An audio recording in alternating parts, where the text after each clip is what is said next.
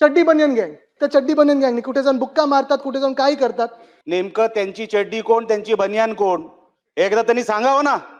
कि पहली गल है कि सारी गलती मेरी नहीं, चल जी है भी तो क्या मैं तेरी नहीं. आणि मग मुख्यमंत्री कारवाई करू शकत नाहीत.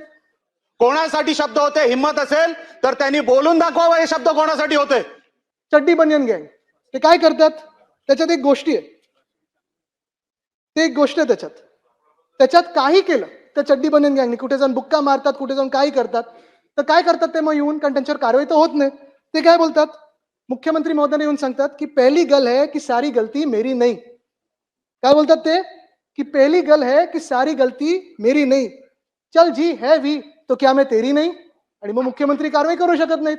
तर मी मुख्यमंत्र्यांचं कौतुक ह्याच्यासाठी करतो की त्यांनी खूप सहनशीलता दाखवलेली आहे.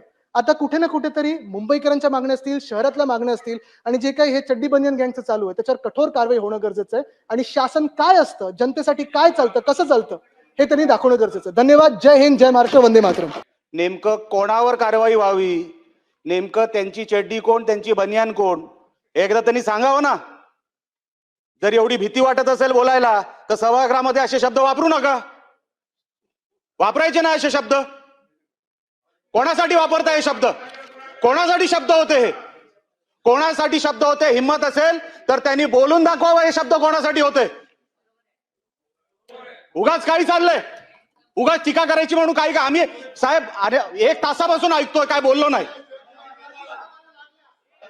मला नाही साहेब, मी बोलायला देणार नाही. मी एक शब्द मध्ये आमचा कोणी बोललेलं नाही. पण हे शब्द कुठले?